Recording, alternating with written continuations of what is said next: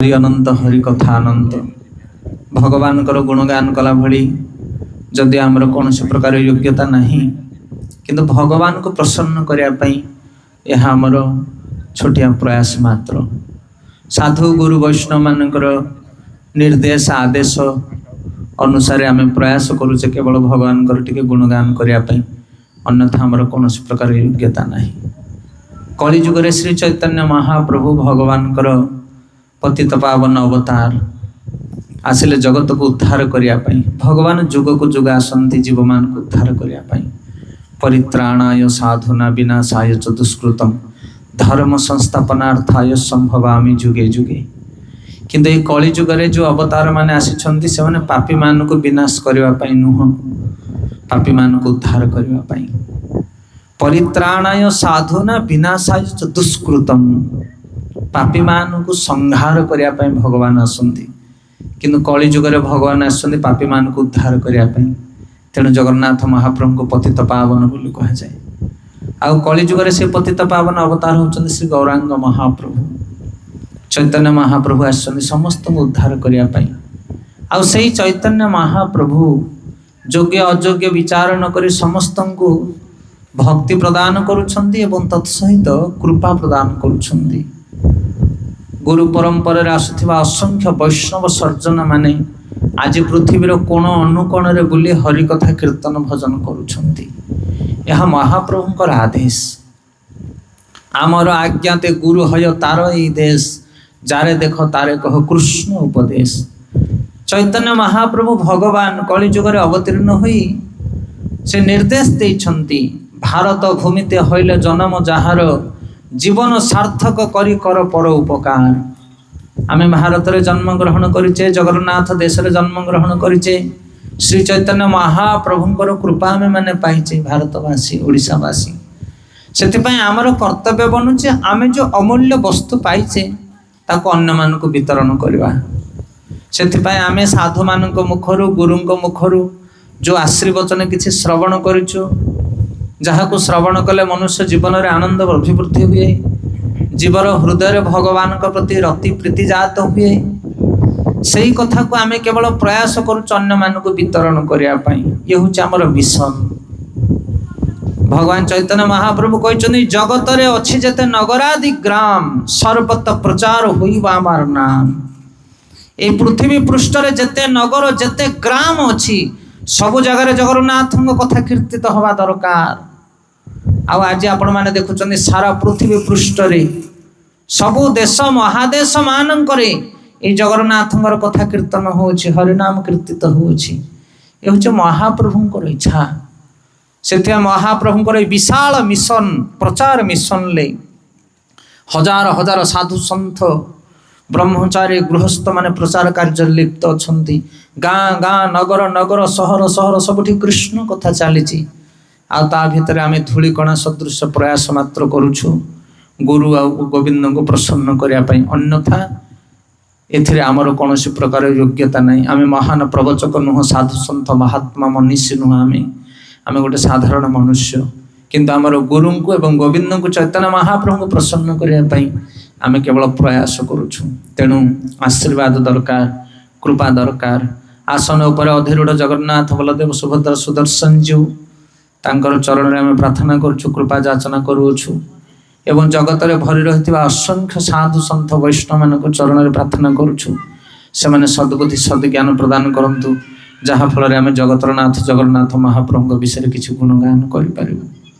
एवं एठारे उपस्थित थे वरिष्ठ सज्जन साधु संत महात्मा माने आपण मानक मध्य आमे कृपा याचना करुछु, आपण माने आशीर्वाद करंतु। ताहले आमे ए भगवत कथा कीर्तन किसी समय कहवाई सक्षम बोध हो पार। गौर प्रेमानंदे हरि हरि गो। ब्रजेन्द्र नंदन जेई सची सुत हइला सेई। ब्रजेन्द्र नंदन जेई सची सुत हइला सेई। बलराम हइला निताई। बलराम হইলা নিতাই। পাপি তপি যত ছিল হরি নামে উধারিল, পাপি তপি যত ছিল হরি নামে উধারিল। এ পাপি তপি যত ছিল হরি নামে উধারিল, পাপি তপি যত ছিল হরি নামে উধারিল। তার সাক্ষী জগাইব ধাই, আহা তার সাক্ষী জগাইব।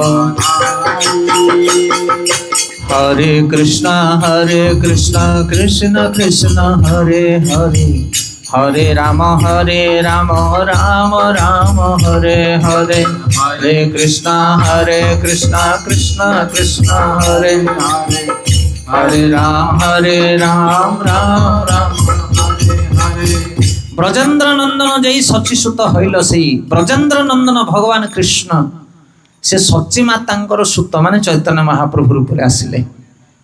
এ অনেক শাস্ত্রের প্রমাণ করা যাইছি যে কলি যুগরে ভগবান অনেক অবতারের আসছেন। তা ভিতর জগন্নাথ দেব হচ্ছেন মুখ্য অবতার, তাঙ্ক বিষয়ে আমি শ্রবণ করিবা আগুকু। আর কলি যুগরে চৈতন্য মহাপ্রভু হচ্ছেন স্বয়ং কৃষ্ণ।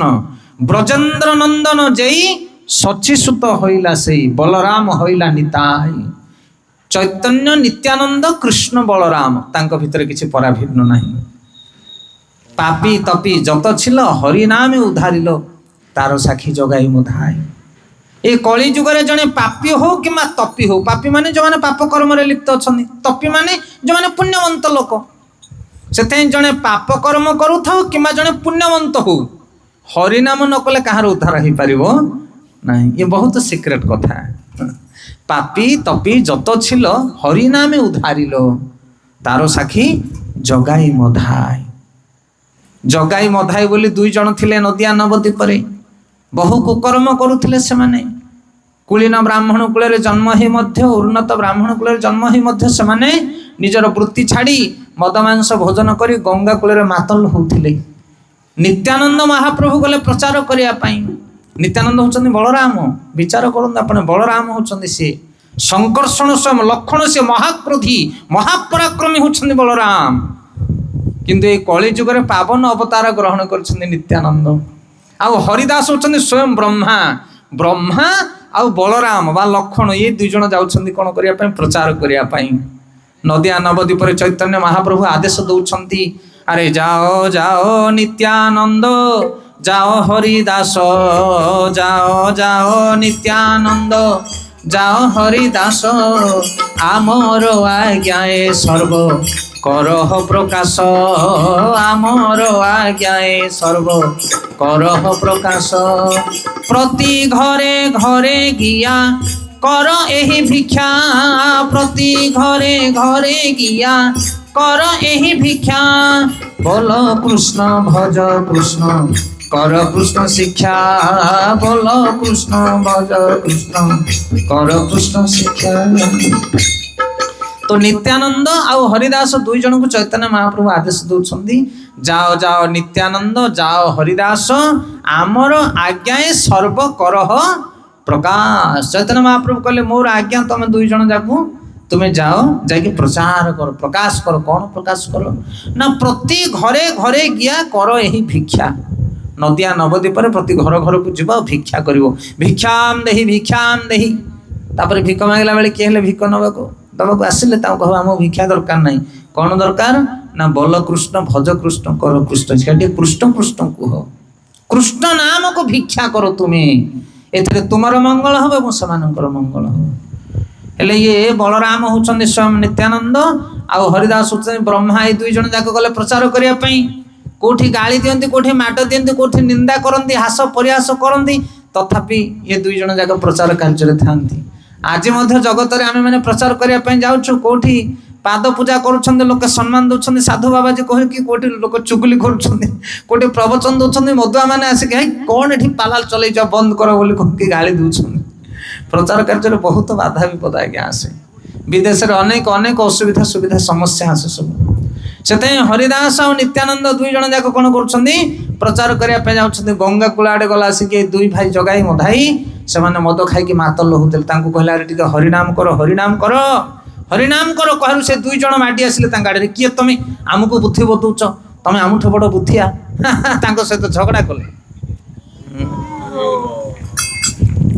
साधु सन्थ महात्मा भद्र प्रकृतिर लोक मैंने सीना हरि कथा शुणे ये अभद्र लोक मैंने शुणे तो शुणे उल्टा तुमको गाली निंदा करेंगे। से ये दुई जन मद्यप भाई कौन कले जगाई मथाई माड़ी आसिले से माने नित्यानंद आ हरिदास आड़ को हरिदास नित्यानंद दौड़ी की चली आसिले। ये हरिदास भय करगले ब्रह्मा कहले आसोरी आसोरी नित्यानंद ये रहा ना मारिदेवे दुई भाई पागल दीटा पलि आसिले आसिके चैतन्य महाप्रभु कहले कहले प्रभु दुई जन मदुआ आमको से गोटेले आम पलि आसिलु ना रे मदुआ मान को तो उद्धार करने आम आसे लोके गाली देवे निंदा करेंगे तथापि आम गुणगान करवा प्रचार करने चेष्टा करवा।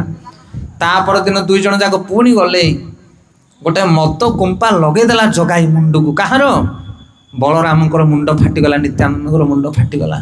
हरिदास दौड़ी आसिले चैतन्य महाप्रभु को कहले कहले महाप्रभु नित्यानंद मस्तक रुधिर झरुछि प्रहार करिछि जगाई। तापर चैतन्य महाप्रभु सहन करि पाले नहीं दौड़ी आसिले क्षिप्र गति कहले किए से पाषांड जे नित्यानंद मस्तक हाथ लगेछि कारण रामचंद्र लक्ष्मण को केते भल पाते आपण माने समस्त जानिथिबे कृष्ण बलराम को केते भल पाते से भली भाव में चैतन्य महाप्रभु नित्यानंद को प्राण ठार अधिक भल पाती सी कारण तांग भितर पराभिन्न किछि नहीं। क्रोधित हो गले चैतन्य महाप्रभु सांगे सांगे सुदर्शन को आदेश देले सुदर्शन कोठी आसे ए दीटा कर मुंड गंडी मु अलगा कर देबी। तापर नित्यानंद प्रभुଙ୍କର मुंडर रक्त बाहरुछि से आसिक धरी पकेले कहार चरण को चैतन्य महाप्रभु चरण को कहले प्रभु ए कली जुग रे आपण मारिया पई आसी नाहंती आपण तारिबा पई आसीछंती आपण जदि एई जगाई मधाई की मारिबे ताले कली जुगर गोटे लोक किए बंचिबेनी कारण सब आंक ठारू बळका हरि बोलो विचार करन आपण माने। नित्यानंद होचंदी के नित्यानंद होचंदी गुरु तत्व आमे पढ़िबा आज से प्रसंग अति सुंदर कथा। नित्यानंद जे बलराम सी बलभद्र सी लक्ष्मण सी महाक्रोधी लक्ष्मण सहन करि परिबेनी कौन सी कथा सहन करि पारंती ना राम बुझेबे किंतु लक्ष्मण सहिबेनी बलराम मध्य महासंकर्षण सी किंतु कली जुग रे नित्यानंद रूप रे आछंदे लक्ष्मण केते शांत उदार मूर्ति चैतन्य महाप्रभु चरण को धरछन कहछन प्रभु क्षमा करंतु एमानकु कली जुग रे सब मदुआ बाहरिबे काकू किए कम नुहंती ऊपर को सब भद्र मुखा सेना पिंदिते भितर सब अतत्त भद्र सब आपण केते लोक को मारिबे कली जुग रे से कली जुग रे पापी मानू को आपण मारि परिबे नहीं पापी मानू को उद्धार करंतु आपनकर पतित पावन बाना टिके बुझिया पई चेष्टा करंतु ए गहन तत्व को ये बहुत गहन तत्व आज्ञा से कली जुग रे जुग धर्म होचे हरिनाम संकीर्तन जड़े जदि भगवान नाम कीर्तन कर कली जुग ताहले तार जेते खराब गुण थिबो मद खाऊ मांस खाऊ चोरी नारी दारी जहाँ करुच करू जदि प्रतिदिन से भगवान नाम कीर्तन कर भागवत पढ़िबो ताहले से खराब काम करि परिबो नाही। एमिति हजार उदाहरण रही शास्त्र रे बिल्ल मंगल ठार आरंभ करी अजामिल दशरत्नाकर आरंभ करी अनेक अनेक उदाहरण से चैतन्य महाप्रभु कौन कले जगाई मधाई की कृपा कले कहार निवेदन रे नित्यानंदर निवेदन रे से भगवान जी दयालु तांकर भक्त माने अधिक दयालु किए गाली दो किए निंदा करू किए भर्सना करू से माने भ्रूक्षेप करते नहीं बस प्रचार कर लोक माने कृष्ण कथा शुणिक उद्धार पाई जातु। आम ए यूट्यूब माध्यम प्रचार करुचु जहाँ कि क्लास हो यूट्यूब छाड़ू यूट्यूब अनेक लोक सम्मानित करुँच आज्ञा बहुत भल लगुच आपंकर इत्यादि इत्यादि आउ कि लोक ता भर गाड़ी दौरान हाँ गोटे बड़ बड़ हो मागणा खाया मिल जाऊँ तुमको इत्यादि इत्यादि बहुत कथा लोग कहते कि आम से कथा को भ्रूक्षेप करूना कारण 5 जन भद्र लोक सम्मानित देले सेटा हूँ सम्मान अभद्र लोक मैंने गाड़ी दबाटा थे से सब कथा को आम ग्रहण करूना। से ये नित्यानंद आउ हरिदास दुई जन जाक प्रचार कर नदिया नवद्वीप आउ जगाई मधाई महापापी को उद्धार कले चैतन्य महाप्रभु। तेणु ये जो जगत में बुलूं वैष्णव मैंने से आसती गाँ गाँ सहर सहर जीव मान उद्धार करने हरिनाम संकीर्तन करी से अलग किसी कार्य ना। तेणु चैतन्य महाप्रभु हरिनाम देइछन्ति भागवत देइछन्ति प्रतिदिन भागवत पढ़ कृष्ण कथा को श्रवण कर आ भगवान नाम जप कर। आपण गाँ पाखे मंदिर ना नहीं जगन्नाथ मंदिर गाँ को लगिकी रही टे सकालू सकालू आसी जातु पाहांतियारू आसिक मंदिर चारिपटे टे बेढ़ा परिक्रमा करूँ भगवान नाम टे जप करूँ बसिक संध्या बेले आसिक रुंड होगी भागवत पढ़ंतु।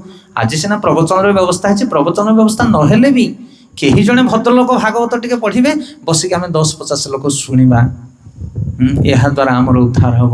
ସକାଳେ ହରିନାମ ଜପ କର ଏବଂ ସନ୍ଧ୍ୟାରେ ଭାଗବତ ପଢ଼। କୃଷ୍ଣ କଥା ଶ୍ରବଣ କରିବା ଦ୍ୱାରା ଚିତ୍ତ ମନ ପବିତ୍ର ହୁଏ, ଶୁଦ୍ଧିକରଣ ହୁଏ, ଭଗବାନ କୃଷ୍ଣଙ୍କ ପ୍ରତି ଆମର ଆକର୍ଷଣ ଜାତ ହୁଏ। ମନ୍ଦିର ଭିତରକୁ ମୁଁ ଯାଇଥିଲି, ଦୃଶ୍ୟ ଦେଖିକି ଆସିଲି, ସେ କଥା କହିବିନି ଆପଣମାନଙ୍କୁ ଏବେ, ପରେ କହିବି ଉଠିଲା ପରେ କ'ଣ କରିବାକୁ ପଡ଼ିବ। ସେଥିପାଇଁ ଆମର କୃଷ୍ଣଙ୍କ ପ୍ରତି ଆକର୍ଷଣ ନାହିଁ। ଆମ ଘର ଯେତିକି ଚିକଣ ଚାକଣ, ମନ୍ଦିର ସେତିକି ଚିକଣ ନାହିଁ। ଆମ ଘର ଦାଣ୍ଡ ଦୁଆରେ କ'ଣ ଏମିତି ଘାସ ଉଠିଥାନ୍ତା କି? ନାହିଁ। ଆମେ 100-500 ଲୋକ ଅଛେ, ଘାସ କାହିଁକି ଏଠି ଉଠେଇ ପାରୁନି କ'ଣ ପାଇଁ? କାରଣ କୃଷ୍ଣଙ୍କ ପ୍ରତି, ଜଗନ୍ନାଥଙ୍କ ପ୍ରତି ଆମର ଆକର୍ଷଣ ନାହିଁ। ଆମେ ନିଜର ଘର ବୋଲି ଭାବିବା ଏଇଟାକୁ, ଇଏ ମନ୍ଦିର ନୁହେଁ, ଇଏ ହେଉଛି ଆମର ଘର। ଆମ ଘର ଅଳିଆ ହେଲେ ପଡ଼ିବ ଚଳିବ, କିନ୍ତୁ ଇଏ ଜଗନ୍ନାଥଙ୍କ ଘର, ଇଏ ଆକୁ ଆମେ ପରିଷ୍କାର ରଖିବା, ସେ ଭାବନା କାହିଁ? ଆପଣମାନେ ଯାଆନ୍ତୁ ମଠ ମନ୍ଦିର ମାନଙ୍କୁ, ବୈଷ୍ଣବମାନଙ୍କ ଘରକୁ ଯାଆନ୍ତୁ, କେବେ ବୈଷ୍ଣବମାନଙ୍କ ମନ୍ଦିରକୁ ଯାଆନ୍ତୁ, କି ସୁନ୍ଦର ବିଗ୍ରହ ରଖିଛନ୍ତି ସେମାନେ। ଇସ୍କନ ମନ୍ଦିର ମାନଙ୍କୁ ଯାଉନାହାନ୍ତି, ବିଗ୍ରହ ପୂଜା ଦେଖିବେ କିଭଳି ଭାବରେ ନିଟ୍ ଆଣ୍ଡ କ୍ଲିନ୍, ଆପଣ ଗଡ଼ି ପଡ଼ିବେ ତଳେ, ସତ କି ନାହିଁ? କାରଣ ସେମାନେ ବୁଝିଛନ୍ତି କୃଷ୍ଣକୁ। ସେଥିପାଇଁ ଯିଏ ଥରେ କୃଷ୍ଣକୁ ବୁଝିଯାଏ, କୃଷ୍ଣ କଥା ଶ୍ରବଣ କରେ, ତା ଜୀବନରେ ସେ କୃଷ୍ଣଙ୍କୁ ଭଲ ପାଏ, କୃଷ୍ଣଙ୍କ ସେବା କରି କରି ତା ଦିନ ଉତ୍ସବ ହେଇଯାଏ। ତେଣୁ ପ୍ରତ୍ୟେକ ମନୁଷ୍ୟ କଳି ଯୁଗରେ ପ୍ରତିଦିନ ଭଗବାନଙ୍କର ନାମ ଜପ କରିବେ ଆଉ ପ୍ରତିଦିନ କୃଷ୍ଣ କଥା ଶ୍ରବଣ କରିବେ, ତାହେଲେ ସେମାନଙ୍କର ଜୀବନରେ ଉଦ୍ଧାର ହେବ, ଆନନ୍ଦ ହେବ। ଆଉ ସେଇଥିପାଇଁ ଆଜି ଏଇ 2 ଦିନିଆ ପ୍ରୋଗ୍ରାମ ହେଇଛି ଏଠି। ଆଜି ଏବଂ ଆସନ୍ତାକାଲି 2 ଦିନ ଆମେ ଜଗନ୍ନାଥ ମହାପ୍ରଭୁଙ୍କ ବିଷୟରେ ଶ୍ରବଣ କରିବା। ଆମେ ଖାଲି ଦେଖୁଛେ 3 ଦିନ ବସିଛନ୍ତି ଚତୁର୍ଦ୍ଧାମୂର୍ତ୍ତି, କିନ୍ତୁ କ'ଣ ସିଏ କାହିଁକି ଆସିଛନ୍ତି, କ'ଣ ତାଙ୍କର କାମ, ଆମେ ତାଙ୍କ ବିଷୟରେ ଏତେଟା କିଛି ଜାଣିନେ। ଯଦି ସେ ଜଗନ୍ନାଥ ମହାପ୍ରଭୁଙ୍କ ବିଷୟରେ ଆମେ ଶୁଣିବା, ଜାଣିବା, ତାହେଲେ ତାଙ୍କୁ ନ ଦେଖିଲେ ରହିପାରିବା ନାହିଁ। ହରିବୋଲ। ଦିନ ରାତି ଛୁରୀ ହବା ତାଙ୍କୁ, ତାଙ୍କ ବିଷୟରେ ଆମେ ଜାଣିନେ କି ଶୁଣିନେ, ସେଇଥିପାଇଁ ଆମର ଏ ଦୁର୍ଦ୍ଦଶା। ସେଥିପାଇଁ ଜ୍ଞାନ ଦରକାର, ଭକ୍ତି ପୂର୍ବରୁ ଜ୍ଞାନ ଦରକାର, ଆଉ ଭକ୍ତି ପରେ ମଧ୍ୟ ଜ୍ଞାନ ଦରକାର, ଭଗବାନଙ୍କ ବିଷୟରେ ଜ୍ଞାନ ଦରକାର। ଅନେକ ଲୋକମାନେ ଯୁକ୍ତି ତର୍କ କରନ୍ତି, କହନ୍ତି ଭକ୍ତି ଶ୍ରେଷ୍ଠ ନାହିଁ, ଜ୍ଞାନ ଶ୍ରେଷ୍ଠ। ଇଏ ବହୁତ ବଡ଼ ପ୍ରସଙ୍ଗ ନା ନାଇଁ? ସମସ୍ତଙ୍କର ସବୁବେଳେ ଟଣା ଅଟରା ଏଥିରେ ଲାଗିଥାଏ। ଜ୍ଞାନୀ ବାଲା କହନ୍ତି ଜ୍ଞାନ ହବ ଶ୍ରେଷ୍ଠ, ଜ୍ଞାନ ନ ଜାଣିଲେ ତମେ କି ଭକ୍ତି କରିବ? ଭକ୍ତି ବାଲା କହନ୍ତି ଭକ୍ତି ନ କଲେ କି ଜ୍ଞାନ ତମେ ପାଇବ? ତାହେଲେ କୋଉଟା ଶ୍ରେଷ୍ଠ କୋଉଟା ଅଶ୍ରେଷ୍ଠ କିଛି ତ ଜଣା ପଡୁନି। କିନ୍ତୁ ତଥାପି ସମ୍ୟକ ଆଲୋଚନା କରିବା ତା ବିଷୟରେ। ଆପଣ ଗୋଟେ ଦୋକାନ ସାମ୍ନାରେ ଚେୟାରରେ ବସୁଛନ୍ତି, ଆଉ ଜଣେ ଭଦ୍ରଲୋକ ଆସିକି ତାଙ୍କ ସାଇଡରେ ବସିଲେ, ଆପଣ ତାଙ୍କ ସାଇଡରେ ସାଧାରଣ ଲୋକ ଭଳି ବସୁଛନ୍ତି। କିଏ ଜଣେ ଆସିକି କହୁଛନ୍ତି, ଆରେ ବାପା ଜାଣିଛୁ ଇଏ କିଏ? ଇଏ ଆମ ଜିଲ୍ଲାର ମୁଖ୍ୟ କଲେକ୍ଟର ସାରଙ୍କର ଇଏ ପାଖାପାଖି ଲୋକ। ଏ ଜାଣିଲା ମାତ୍ରକେ ଆପଣ କ'ଣ କରିବେ? ତାଙ୍କୁ ଟିକେ ଖୁଞ୍ଚିଯିବେ, ପ୍ରଣାମ ଟିକେ କରିବେ, ଆଜ୍ଞା କ'ଣ ଦରକାର କୁହନ୍ତୁ, ଚା ସରବତ ଇତ୍ୟାଦି। ନା ବୁଝିପାରୁଛ ନା ନାଇଁ? ତାଙ୍କ ପାଖରେ ବସିଥିଲେ କିନ୍ତୁ ତାଙ୍କ ପରିଚୟ ପାଇନଥିଲେ, ଜ୍ଞାନ ନଥିଲା ଆପଣଙ୍କର ତାଙ୍କ ବିଷୟରେ। ଆଉ ଜ୍ଞାନ ଜାଣିଲା ପରେ ସାଙ୍ଗେ ସାଙ୍ଗେ କ'ଣ ହେଉଛି? ଗୋଟେ ସମ୍ମାନ ଭାବନା ସୃଷ୍ଟି ହେଉଛି। ହେଲେ ଜ୍ଞାନରୁ ଭକ୍ତି ଜାତ ହେଲା। ନା ବୁଝିପାରୁଛନ୍ତି? ଜ୍ଞାନରୁ ଭକ୍ତି ଜାତ ହେଲା। ବର୍ତ୍ତମାନ ଆପଣ ଜାଣିଲେ ଇଏ ହେଉଛନ୍ତି ଜଣେ ମୁଖ୍ୟ ଲୋକ, ତାପରେ ତାଙ୍କୁ ସମ୍ମାନ ଦେଲେ, ତାଙ୍କୁ କିଛି ଥଣ୍ଡା ପାନୀୟ ଦେଲେ ଇତ୍ୟାଦି ଇତ୍ୟାଦି, ବା ସେତିକି ସମ୍ପର୍କ ରହିଲା, ସମ୍ପର୍କ ସେତିକିରେ ରହିଲା। କିନ୍ତୁ ଯେଉଁମାନେ ସେଇ ବ୍ୟକ୍ତିର ସେବା କରୁଛନ୍ତି, ତାଙ୍କ ନିକଟରେ ରହୁଛନ୍ତି, ତାଙ୍କ ପାଖାପାଖି ରହୁଛନ୍ତି, ତାଙ୍କ ଅଫିସରେ ରହୁଛନ୍ତି, ସେମାନେ ମଧ୍ୟ ତାଙ୍କୁ ମାନନ୍ତି। ତୁମେ ବି ମାନୁଛ, ସେମାନେ ବି ମାନନ୍ତି, କିନ୍ତୁ ତମ ମାନିବା ଆଉ ତାଙ୍କ ମାନିବା ଭିତରେ ଆକାଶ ପାତାଳ ଫରକ। ସେମାନେ ହେଉଛନ୍ତି ତାଙ୍କ ନିଜ ଲୋକ, ତାଙ୍କର ଅଧିକ ଜ୍ଞାନ ତାଙ୍କୁ ଜଣା ତମଠାରୁ। ତମେ କେବଳ ବାହାରୁ ଜାଣୁଛ ଇଏ ଜଣେ ମୁଖ୍ୟ ଲୋକ, ବଡ଼ ଲୋକ, କିନ୍ତୁ ତାଙ୍କ ପାଖରେ ଯେଉଁମାନେ ରହୁଛନ୍ତି ସେମାନେ ଜାଣନ୍ତି ତାଙ୍କର କେପାସିଟି କେତେ। କ'ଣ ବୁଝିପାରୁଛ କହିବା କଥା? ୟାଙ୍କ ଦ୍ୱାରା କ'ଣ କ'ଣ କାମ ହେଇପାରିବ ସେ କଥା କିଏ ଜାଣେ? ତାଙ୍କର ପର୍ସନାଲ ଆସିଷ୍ଟାଣ୍ଟ ଯିଏ ଅଛି ସିଏ ଜାଣେ। ସେଥିପାଇଁ ତୁମକୁ ବି ଜ୍ଞାନ ଜଣା କି ଜଗନ୍ନାଥ ଜଗତର ନାଥ, ସେଥିପାଇଁ ଆମେ ତାଙ୍କୁ ଆସିକି ମୁଣ୍ଡିଆଟେ ମାରୁଛେ। ଇଏ ହେଲା ଜ୍ଞାନୀ ମାନଙ୍କର କଥା। କିନ୍ତୁ ଯେଉଁମାନେ ଭକ୍ତି କରନ୍ତି, ଜଗନ୍ନାଥଙ୍କର ସେବା କରନ୍ତି, ସକାଳ ପାଇଲେ ଯେଉଁମାନେ ଜଗନ୍ନାଥଙ୍କର ନାମ ଜପ କରନ୍ତି, ଜଗନ୍ନାଥଙ୍କୁ ସ୍ନାନ କରନ୍ତି, ତାଙ୍କୁ ଭୋଗ ଲଗାନ୍ତି, ସେମାନେ ହେଉଛନ୍ତି ଜଗନ୍ନାଥଙ୍କର ନିକଟ ଲୋକ। ଆଉ ସେମାନେ ଜଗନ୍ନାଥଙ୍କ ବିଷୟରେ ଯାହା ଜାଣିଛନ୍ତି, ଆମେ ଜଗନ୍ନାଥଙ୍କୁ ଶୁଖିଲା ନମସ୍କାର ମାରିବା ଲୋକ ଜାଣିପାରିବା ନାହିଁ। ଇଏ ହେଉଛି ଡିଫରେନ୍ସ। ସେଥିପାଇଁ ଭକ୍ତମାନେ ଯେଉଁ ଜ୍ଞାନ ଜାଣନ୍ତି ତାକୁ କୁହାଯାଏ ଦିବ୍ୟ ଜ୍ଞାନ। ଆଉ ବାହାରୁ ଆମେମାନେ ଶାସ୍ତ୍ର ଅଧ୍ୟୟନ କରିକି ଯେଉଁ ଜ୍ଞାନ ଜାଣୁ ତାହା ଦିବ୍ୟ ଜ୍ଞାନ ନୁହେଁ। ଜନ୍ମ କର୍ମ ଚମେ ଦିବ୍ୟମ୍ ଏବଂ ଯୋବେତ ତତ୍ତ୍ୱତ ତକ୍ତା ଦେହ ପୁନର୍ଜନ୍ମ ନାଇତି ମାମେତି ସ୍ୱର୍ଜୁନ। ଭଗବାନ କହୁଛନ୍ତି ମୋର ଜନ୍ମ ଆଉ ମୋର କର୍ମ ହେଉଛି ଦିବ୍ୟ। ଏଇ କର୍ମକୁ, ମୋର ଏଇ ଜ୍ଞାନକୁ, ଜନ୍ମକୁ ଯେଉଁମାନେ ଜାଣନ୍ତି ସେମାନେ ଜଗତର ଉଦ୍ଧାର ପାଇଯାଆନ୍ତି। ସେଇ ଜ୍ଞାନ କାହାକୁ ଜଣା? ଜନ୍ମ କର୍ମ ଚମେ ଦିବ୍ୟମ। ଆଜିକାଲି ତ ଜ୍ଞାନୀ ମାନେ କହୁଛନ୍ତି ଆଏ ରାମ କିଏ କୃଷ୍ଣ କିଏ ସେମାନେ ସବୁ ଗଲେଣି, ବ୍ରହ୍ମ ଚିନ୍ତା କର, ନିରାକାର ନିରଞ୍ଜନ ସିଏ।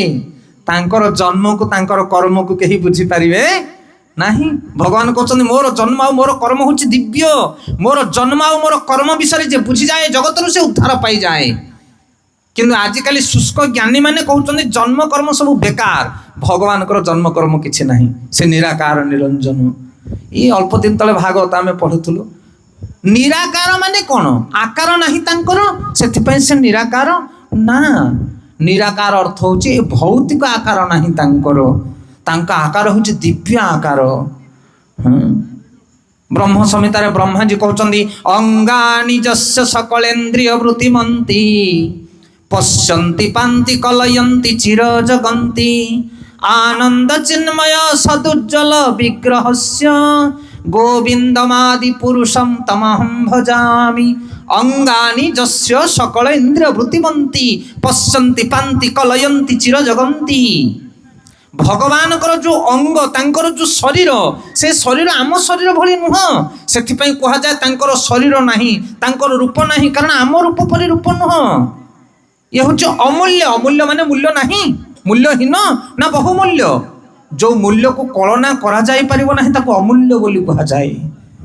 ସେଇଭଳି ଭାବରେ ଭଗବାନଙ୍କର ରୂପ କେମିତି, ତାଙ୍କ ଶରୀର କେମିତି ନା ବ୍ରହ୍ମାଜୀ କହୁଛନ୍ତି ଅଙ୍ଗାନି ଯସ୍ୟ, ଅଙ୍ଗ ମାନେ ଯାହାର, ସକଳ ଇନ୍ଦ୍ରିୟ ବୃତ୍ତିମନ୍ତି, ତାଙ୍କର ଗୋଟେ ଗୋଟେ ଇନ୍ଦ୍ରିୟରେ ସେ ସବୁ କାମ କରିପାରିବେ। ଭଗବାନ ଆଖିରେ ଦେଖିକି ଭୋଜନ କରିପାରିବେ, କିନ୍ତୁ ଆମେ ଆଖିରେ ଦେଖି ଭୋଜନ କରିପାରିବା ନାହିଁ। ସେ କାନ ବାଟେ କଥା କହିପାରିବେ ଭଗବାନ, ତାଙ୍କର ନାଭିରୁ ବ୍ରହ୍ମାକୁ ସୃଷ୍ଟି କରିପାରିବେ ସିଏ। କିଏ କରିପାରିବ ଜଗତରେ ସେଭଳିଆ କଥା? ସେ ନାସାରୁ ଉତ୍ପନ୍ନ ହେଇଯିବେ, ବ୍ରହ୍ମାଙ୍କର ନାସାରନ୍ଧ୍ରରୁ ବାହାରି ପଡ଼ିଲେ ଭଗବାନ ବରାହ ଅବତାର ହେଇକି। ସେଥିପାଇଁ ତାଙ୍କର ଜନ୍ମ କର୍ମ ବିଷୟରେ କେହି ଜାଣିପାରିବେ ନାହିଁ। ତାଙ୍କ ଶରୀର ହେଉଛି ଦିବ୍ୟ ଶରୀର। ଯେମିତି କେମିତି ଶରୀର ଭଗବାନଙ୍କର ନା, ଗୋଟେ ଉଦାହରଣ ଦେଲେ ଆପଣ ଜାଣିପାରିବେ। ଆମ ଭିତରେ ଆତ୍ମା ଅଛି, ଅଛି ନାହିଁ? ଆତ୍ମା ଅଛି ବୋଲି ତ ଆମେ ଚାଲୁଛେ ବୁଲୁଛେ କଥା କହୁଛେ। ଆଚ୍ଛା, ଆମର ଆତ୍ମାଟା କେତେ ବଡ଼? ଅଧ କିଲେ ନା କିଲେ ନା ପାଉଟା ନା କେତେ ଓଜନ ହବ? ଦେଖିବା ପାଇଁ କେମିତି ଆସେ? କିଏ ଜାଣିଛନ୍ତି ତା ବିଷୟରେ? ଆତ୍ମା ବିଷୟରେ ଭାଗବତରେ ବର୍ଣ୍ଣନା କରାଯାଇଛି। କେଶାଗ୍ର ଶତ ଭାଗସ୍ୟ ପୁନଃ କରିଅସି। କେଶ ଅଗିଲାକୁ 100 ଭାଗ କରି ତାକୁ ପୁଣି ସହସ୍ର ଭାଗ କଲେ ଯେଉଁ ଛୋଟିଆ ଅଂଶଟି ହୁଏ ସେଡ଼ିକି ହେଉଛି ଆତ୍ମାର ସାଇଜ। ତାର ରୂପ ଅଛି, ଆମେ ଆଖିରେ ଦେଖିପାରିବା ନାହିଁ। ଭୌତିକ ମାପକାଠିରେ ତାକୁ ମାପ କରାଯାଇପାରିବ ନାହିଁ। ଚିକ୍କଣ ବୋଲି କୁହାଯାଏ ଆତ୍ମା। ସେ ଆତ୍ମା ଏତେ ଛୋଟ, କିନ୍ତୁ ତାର ଶକ୍ତି କେତେ! ଏଡ଼ିକି ଟିକେ ଆତ୍ମା ହାତୀ ଭିତରେ ଅଛି, ଏଡ଼ିକି ଟିକେ ଆତ୍ମା ଇଞ୍ଜିନିୟର ଭିତରେ ଅଛି, ଏଡ଼ିକି ଟିକେ ଆତ୍ମା କାରିଗର ଭିତରେ ଅଛି, ଏଡ଼ିକି ଟିକେ ଆତ୍ମା ସମସ୍ତଙ୍କ ଭିତରେ ଅଛି। ଆଜି ଯେତେ ଜୀବଜଗତ ଅଛନ୍ତି ସମସ୍ତଙ୍କ ଭିତରେ ୱାନ୍ ସାଇଜ୍ ଗୋଟିଏ ପ୍ରକାର ଆତ୍ମା ଅଛି। ଏଡ଼ିକି ଟିକେ ଆତ୍ମାର ଏତେ ବୁଦ୍ଧି, ଏତେ ଜ୍ଞାନ, ଏତେ ବଳ, ଏତେ ଶକ୍ତି, ଏତେ ସାମର୍ଥ୍ୟ, ଏତେ ଯୋଗ୍ୟତା, ଏତେ ବିଦ୍ବତ୍ତା। ଏଡ଼ିକି ଟିକେ ଆତ୍ମା, ସେ ଆତ୍ମା ବାହାରି ପଡ଼ିଲେ ତାପରେ ସୁଇଚ୍ ଅଫ୍, ଡେଡ୍ ବଡି। ଯଦି ଏଡ଼ିକି ଟିକେ ଆତ୍ମାର ଏତେ ଶକ୍ତି, ଏଟିକି ଟିକେ ବ୍ରହ୍ମ ସିଏ, ଆଉ ଯେ ପୂର୍ଣ୍ଣ ବ୍ରହ୍ମ, ଯାହାର ପୁରା ଶରୀରଟା ହେଉଛି ଆତ୍ମମୟ। ବିଚାର କରନ୍ତୁ ଆପଣମାନେ, ଆମର ଶରୀର ଭିତରେ ଏଡ଼ିକି ଟିକେ ଆତ୍ମା ଅଛି ଯେ ତାର ଏତେ ଶକ୍ତି ସାମର୍ଥ୍ୟ, ଆଉ ଯାହାର ପୂର୍ଣ୍ଣ ଶରୀରଟା ହେଉଛି ଆତ୍ମମୟ, ତା ଭିତରେ ହାଡ଼ ମାଂସ ରକ୍ତ ନାହିଁ, ପଞ୍ଚଭୂତ ନାହିଁ, ସେ ବ୍ରହ୍ମମୟ ପୁରୁଷ ଯିଏ, ପୂର୍ଣ୍ଣ ବ୍ରହ୍ମ ପରମାତ୍ମା ଯିଏ, ତାଙ୍କର ଶକ୍ତି ସାମର୍ଥ୍ୟ ଯୋଗ୍ୟତା କଥା ଆମେ କ'ଣ କହିବା? ପୁଅର ଶରୀର ଅଛି, ବାପାର ଶରୀର ନାହିଁ, ଏମିତି କେମିତି କଥା? ଆମର ଯଦି ଶରୀର ଅଛି, ଆମ ବାପାଙ୍କର ଶରୀର ଅଛି, ତାଙ୍କ ବାପାଙ୍କର ଶରୀର ଅଛି, ତାଙ୍କ ବାପାଙ୍କର ଶରୀର ଅଛି, ତାହେଲେ ଜଗନ୍ନାଥଙ୍କର ଶରୀର କେମିତି ନାହିଁ? କିନ୍ତୁ ଆମ ମେମୋରି କାମ କରିବନି। ଏବେ ଆମେ ସେ ଶରୀର ବିଷୟରେ ବୁଝିପାରିବା ନାହିଁ। ତେଣୁ ଯେତେବେଳେ ଆମେ ଜଗନ୍ନାଥଙ୍କ ବିଷୟରେ ଶୁଣିବା, ତାଙ୍କର ମହିମା, ତାଙ୍କର ଗାରିମା, ତାଙ୍କର ଦୟା, ତାଙ୍କର ଅନୁକମ୍ପା, ତାଙ୍କର ପ୍ରେମ ପ୍ରିୟତମ କଥା ଯେତେବେଳେ ଶୁଣିବା ଆମେ, ସେତେବେଳେ ତାଙ୍କ ପ୍ରତି ଆମେ ଦିନ ରାତି ଅନୁପ୍ରାଣିତ ହେବା। ତାଙ୍କୁ ନ ଚିନ୍ତା କରି ରହିପାରିବା ନାହିଁ। ଆଉ ଯେତେବେଳେ ଜଗନ୍ନାଥଙ୍କୁ ଆମେ ଚିନ୍ତା କରିବା, ସେ ହେଉଛନ୍ତି ଆନନ୍ଦ କନ୍ଦ ସଚ୍ଚିଦାନନ୍ଦ। ଯେ ତାଙ୍କୁ ଭାବିବ, ତାଙ୍କର କାୟ ମନ ବାକ୍ୟ ସବୁ ପବିତ୍ର ହେଇଯିବ, ଆନନ୍ଦ ସାଗରରେ ସେ ନିମଜ୍ଜିତ ହେଇଯିବ। ଆଜି ଆମେ ଜଗନ୍ନାଥଙ୍କୁ ଚିନ୍ତା କରିପାରୁନେ ବୋଲି ଆମ ଜୀବନରେ ଦୁର୍ଦ୍ଦଶା। ତାଙ୍କୁ ଭୁଲି ଯାଇଛେ ବୋଲି ଆମର ଏ ଦଶା। ଆମେ ଉଦାହରଣରେ କହୁ, ଆହେ ଜଗତର ନାଥ ଯଦି ଜଗନ୍ନାଥ ତମର ପିତା, ଲକ୍ଷ୍ମୀ ସାନ୍ତାଣୀ ଯଦି ତୁମର ମା, ଯେ ଜଗତକୁ ପରିଦାନ କରେ, এইଭଳିଆ ବାପା ଏଇଭଳିଆ ମା ତମେ ପାଇଛ, ସକାଳ ପଇଲେ କାହିଁକି ତମେ ଅନ୍ୟର ପକେଟ କାଟିବା କଥା ଚିନ୍ତା କରୁଛ? ହରିବୋଲ, ସତ ନା ନାଇଁ? ସକାଳ ପାଇଲେ ଆମେ ଭାବୁଛ କୋଉଠୁ ପଇସା କମିବି, କାହା ପକେଟ କାଟିବି, କୋଉଠୁ ଠକିବି। ଏଇ ଚିନ୍ତା କାହିଁକି ତମର? ତମ ବାପା ପରା ଜଗତର ନାଥ, ତମ ମା ପରା କମଳା ଲକ୍ଷ୍ମୀ ସାନ୍ତାଣୀ। ତମର ଏଇ ଦଶା କାହିଁକି? କାରଣ ତମେ ସେ ବାପା ମାଙ୍କୁ ପରିତ୍ୟାଗ କରିଛ। କଣ ବୁଝିପାରୁଛନ୍ତି କହିବା କଥା? ଆମର ଦଶା କଣ ପାଇଁ ଏମିତି? କାରଣ ସେ ପ୍ରଭୁ ଜଗନ୍ନାଥଙ୍କୁ ଆମେ ଭୁଲି ଯାଇଛେ। ପିତାଙ୍କୁ ଛାଡ଼ିଲେ ପୁଅର ଯୋଉ ଦୁର୍ଦ୍ଦଶା, ଆମର ସେଇ ଦୁର୍ଦ୍ଦଶା। ଆଉ ସାଧୁ ସନ୍ଥ ମାନେ କଣ କରନ୍ତି ନା ବାପା ସହିତ ପୁଅକୁ ମିଶେଇ ଦିଅନ୍ତି। ଏଇ ହେଲା କାମ। আরে ভুলিয়া তোমারে সংসারে আসিয়া পিয়ে নানাবিধ ব্যথা, ভুলিয়া সংসারে আসিয়া পিয়ে নানাবিধ ব্যথা, আসিଅছি এবে তোমার চরণে, আসিଅছি এবে তোমার চরণে, বলিব দুঃখের কথা প্রভু, বলিব দুঃখের কথা। ভুলিয়া তোমারে সংসারে আসিয়া পিয়ে নানাবিধ ব্যথা, ভুলিয়া তোমারে সংসারে আসিয়া পিয়ে নানাবিধ। ଆଚାର୍ଯ୍ୟ ମାନେ କହୁଛନ୍ତି ଭଗବାନଙ୍କୁ ଭୁଲିଲା ପରେ ଜୀବର ଦୁଃଖ ଆରମ୍ଭ ହୁଏ। ଆଉ ଯେତେବେଳେ ଭଗବାନଙ୍କୁ ସେ ପୁନର୍ବାର ମନେ ପକାଏ, ତାଙ୍କ ସ୍ପର୍ଶରେ ଆସେ, ସେତେବେଳେ ତାର ଦୁଃଖ ନିର୍ବାପିତ ହେଇ ସେ ଭଗବାନଙ୍କର କୃପା ପ୍ରାପ୍ତ ହୁଏ। କେତେବେଳେ ଯିବ ଭଗବାନଙ୍କୁ ମନେ ପକେଇବ ନା ଯେତେବେଳେ ଭଗବାନଙ୍କ ବିଷୟରେ ସେ ଜାଣିବ, ଚିନ୍ତା କରିବ। এই ପ୍ରସଙ୍ଗରେ ଗୋଟେ ଛୋଟିଆ କଥା କହିକି ଆଜିର ପ୍ରସଙ୍ଗକୁ ଆମେ ଆଲୋଚନା କରିବା। କାରଣ ଭୂମିକା ଯଦି ପ୍ରସ୍ତୁତ ନ ହୁଏ ତାହେଲେ ହରି କଥା ଶୁଣିବାରେ ରୁଚି ଆସେ ନା। ଆମେ କଣ ପାଇଁ ଶୁଣିବା 2 ଘଣ୍ଟା ଏଠି ବସିକି? ଇଏ ହଉଛି ସବୁଠାରୁ ବଡ଼ ମୁଦ୍ଦା। ସେଥିପାଇଁ ଭାଗବତ ଲେଖିବା ପୂର୍ବରୁ ଲେଖକମାନେ ଭୂମିକାକୁ ବଡ଼ ସୁନ୍ଦର ଭାବରେ ପ୍ରସ୍ତୁତ କରନ୍ତି। এই ଭୂମିକାଟାକୁ ଯଦି ଜଣେ ସଠିକ ଭାବରେ ପଢ଼ିବ ପୁସ୍ତକର, ତାହେଲେ ଯାଇ ପୁରା ପୁସ୍ତକଟି ମନ ଦେଇକି ସିଏ ପଢ଼ିପାରିବ। ସେଥିପାଇଁ ଭୂମିକା ପ୍ରସ୍ତୁତ ହେଉଛି ଇମ୍ପୋର୍ଟାଣ୍ଟ। ଗୋଟେ ସିଂହ ଛୁଆଟେ ସେ କଣ କରୁଛି, ମେଣ୍ଢା ପଲରେ ମିଶି ଯାଇଛି। ଛୋଟ ପିଲାଟା ବାଉଳା ହେଇଯାଇଛି ବାପା ମାଙ୍କ ପାଖରୁ। ସେ ମେଣ୍ଢା ମାନଙ୍କ ସହିତ ବୁଲୁଛି, ଚେଷ୍ଟା କରୁଛି ସେ ଘାସ ଦୁବ ଖାଇବା ପାଇଁ, କିନ୍ତୁ ଖାଇପାରୁନି। କାହିଁ ଖାଇପାରୁନି? କାରଣ ସେ ପୁରା ସିଂହ ଛୁଆଟା ମେଣ୍ଢା ପଲରେ ବୁଲୁଛି। ହେଲେ ବାପା ମା ଖୋଜୁଛନ୍ତି ମୋ ପୁଅଟା କୁଆଡ଼େ ଗଲା, ଛୋଟ ଛୁଆଟା। ଦିନକର ଘଟଣା, ତାର ବଡ଼ ଭାଇ ଯିଏ ସିଂହ ଛୁଆ, ବଡ଼ ସିଂହ ଛୁଆ, ସେ ଦେଖିଦେଲା, କହିଲା ଆରେ ଇଏ ତ ମୋ ଭାଇଟା କଣ ବୁଲୁଛି ଆସିକି ଏଠି ମେଣ୍ଢା ପଲରେ। ତାକୁ ଡାକିଲା, କହିଲା ଏଇ ଇଆଡ଼େ ଶୁଣୁ ଶୁଣୁ। ବାହାରୁ ତାକୁ ସବୁ କଣ ଦେଖିକି ଡରିକି ପଳେଇଲେ। କୋଉମାନେ? ମେଣ୍ଢା ମାନେ ଦେଖିଲେ ଏଇଟା ସିଂହଟା, ସେଥିପାଇଁ ତାକୁ ମେଣ୍ଢା ମାନେ ଦେଖିକି ଦୌଡ଼ିକି ପଳେଇଲେ। ଇଏ କହିଲା ଆରେ ଇଏ ତ ମୋ ପାଖକୁ ଆସୁନି, କାରଣ ଇଏ ମୋ ଭାଇଟା, କିନ୍ତୁ ହେଇକି ମଧ୍ୟ ମତେ ସେ ଡରୁଛି। କାହିଁକି? କାରଣ ମେଣ୍ଢା ପଲରେ ରହିଛି, ସିଏ ବି ନିଜକୁ ମେଣ୍ଢା ବୋଲି ଭାବୁଛି। ସେମାନେ ଯାହାକୁ ଡରୁଛନ୍ତି ଇଏ ବି ତାକୁ ଡରୁଛି। ଦିନକର ଘଟଣା, ତାକୁ ଏକୁଟିଆ ଧରିକି ଦେଇକି ଧରି ପକେଇଲା। କିଏ? ବଡ଼ ଭାଇ, ବଡ଼ ସିଂହ ଛୁଆ। ତାକୁ ଭିଡ଼ି ଭିଡ଼ିକି ଆଣିଲା, କହିଲା ଇଆଡ଼େ ଆସି, ଇଆଡ଼େ ଆସି। ତାକୁ ଟାଣିକି ଆଣିଲା, କହିଲା ଆରେ ତୁ ଡରୁଛୁ କଣ? ତୁ ଯେ ମୁଁ ସିଏ, ତୁ ସିଂହ ଛୁଆ, ମୁଁ ବି ସିଂହ ଛୁଆ, ଏସବୁ ମେଣ୍ଢା ପଲ, ଆଙ୍କ ପଛରେ ତୁ କଣ ପାଇଁ ଦୌଡୁଛୁ? ସେ ଆଉ ବୁଝିପାରୁନଥାଏ। ତାକୁ ଟାଣିକି ଆଣିଲା, ଗୋଟେ କୂଅ ପାଖରେ ତାକୁ ନେଇକି ଦେଖେଇଲା, କହିଲା ଦେଖ କୂଅ ଭିତରକୁ ଅନା, ତୋ ମୁହଁଟା ଯେମିତି ମୋ ମୁହଁଟା ସେମିତି, ମୁଁ ଦେଖେ। ସେ ସେଠୁ ଯୋଉ ରଡ଼ି ଛାଡ଼ିଲା, ସିଂହ ରଡ଼ି ଛାଡ଼ିଲା। ସେ କହିଲା ତୁ ବି ରଡ଼ି ଛାଡ଼େ, ତୁ ବି ରଡ଼ି କରିପାରିବୁ। ତାପରେ ସିଏ ବି ସାନ ଭାଇ ବି ରଡ଼ି ଛାଡ଼ିବା ପାଇଁ ଚେଷ୍ଟା କଲା। କହିଲା ଦେଖିଲୁ, ତୋ ରଡ଼ି ଯେମିତି ମୋ ରଡ଼ି ସେମିତି, ତୋ ମୁହଁ ଯେମିତି ମୋ ମୁହଁ ସେମିତି, ତୋ ହାତ ଯେମିତି ମୋ ହାତ ସେମିତି। କୋଉଠି ଦେଖୁଥାଏ? ପାଣି ଭିତରେ, କୂଅ ଭିତରେ। କହିଲା ତୁ କଣ ମେଣ୍ଢା ପଲ ଭିତରେ ଯାଇକି ପଶୁଛୁ? ତୋ ଭଳିଆ ସେମାନେ ନୁହନ୍ତି କି ତୁ ତାଙ୍କ ଭଳିଆ ନୁହଁ। ତୁ ବାପା ମା ଖୋଜୁଛନ୍ତି ତୋତେ, ମୁଁ ତ ବଡ଼ ଭାଇ। ତାପରେ ଏସବୁ ଜିନିଷ ବୁଝିଲା ପରେ ସିଂହ ଛୁଆ କଣ କଲା? ବଡ଼ ସିଂହ ଛୁଆ ପଛରେ ପଛରେ ଗଲା, ତା ବାପା ମାଙ୍କ ପାଖରେ ରହିଲା। এই ଷ୍ଟୋରି କହିବାର କାରଣ ହେଉଛି ଏହା, ଜଗନ୍ନାଥ ହେଉଛନ୍ତି ସିଂହ, ସାଧୁମାନେ ହେଉଛନ୍ତି ତାଙ୍କର ପୁତ୍ର, ଆଉ ଆମେମାନେ ବି ପୁତ୍ର, କିନ୍ତୁ ଆମେ ତାଙ୍କୁ ଭୁଲିକି ଆସିକି ମେଣ୍ଢା ପଲରେ ବୁଲୁଛେ। କଣ ବୁଝିପାରୁଛ କହିବା କଥା? ସାଧୁମାନେ ଆସନ୍ତି, ଆରେ ଭାଇ ଆସ ଟିକେ ଜଗନ୍ନାଥଙ୍କୁ ଭଜନ କରିବା, ବିଲ ବାଡ଼ି ଜମି ବାଡ଼ି ଏୟା ସେୟା ଦୁନିଆ ପାଲା ଲାଗିଛି। ଆରେ ସେଟା ତ ଗଧ ଘୁଷୁରି କୁକୁର ମେଣ୍ଢା ମଧ୍ୟ କରୁଛନ୍ତି।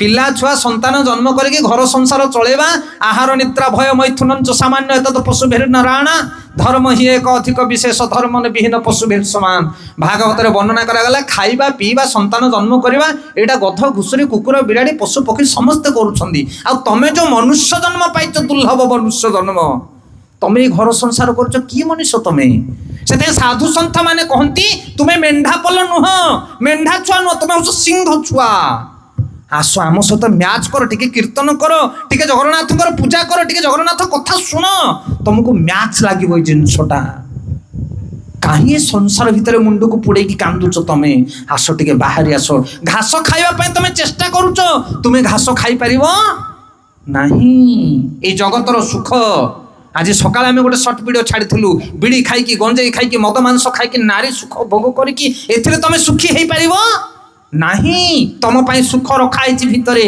हरि नाम हरि कीर्तन हरि प्रसाद ताकू जिते खाइब तुम प्रकृत सुख पाई पार मेंढा छुआ घास खाइब तुम मेंढा छुआ चिंता करते कथा प्रसंग से बड़ सिंह छुआ होती साधु सन्थ माने से आम मान को टाणती आमे किंतु आसुना आसुक आमे बाबाजी देखिले डर मारे आमको से टाणती अरे भाई आस टिके प्रवचन शुण जगन्नाथ कथा शुण हरिनाम टिके कर जीवन परिवर्तन हो आनंदित हो संसार दुख को तुम भूली जीव आस आस किंतु गुहारी आम शुणुना किंतु भाग्यवान से माने जो माने साधु सन्थ मानकर कथा शुणी आसिक कथा कीर्तन अंश ग्रहण करती आउ जीवन परिमार्जित हुए तेणु जगन्नाथ कथा शुण निज विषय शुण जगन्नाथ विषय शुण तापर तुम जीवन निश्चित भाव परिवर्तन हो हरे कृष्ण कृष्ण कृष्ण हरे हरे हरे राम राम राम हरे हरे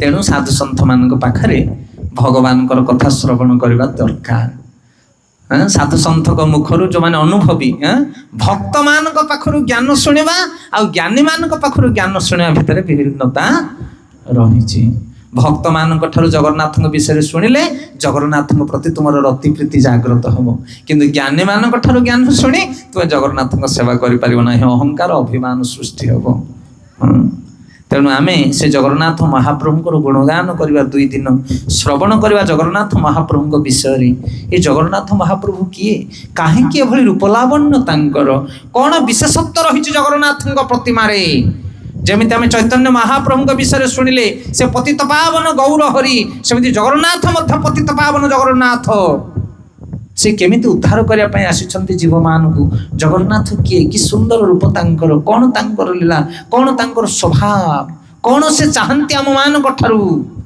केमिति तांको प्रसन्न करिपरिबा आमे ये सब मुद्दा विषय आम आलोकपात करवा जगन्नाथ अष्टकम गौर निताय चंद्र भगवान की जय। प्रथम थर आम आलोचना करथिले गोटे श्लोक मात्र गाइथिले आमर अभिलाष थिला कि जगन्नाथ अष्टकम आम गाइबा केमे कारण जगन्नाथ अष्टकम होचंदी जगन्नाथ अति प्रिय पाठ जगन्नाथ अष्टकम से आम गाउचे कि भितर कौन रहस्य अच्छी ताको आलोचना करवा अवलोकन करवा 2 दिन भितर हरे कृष्ण कदा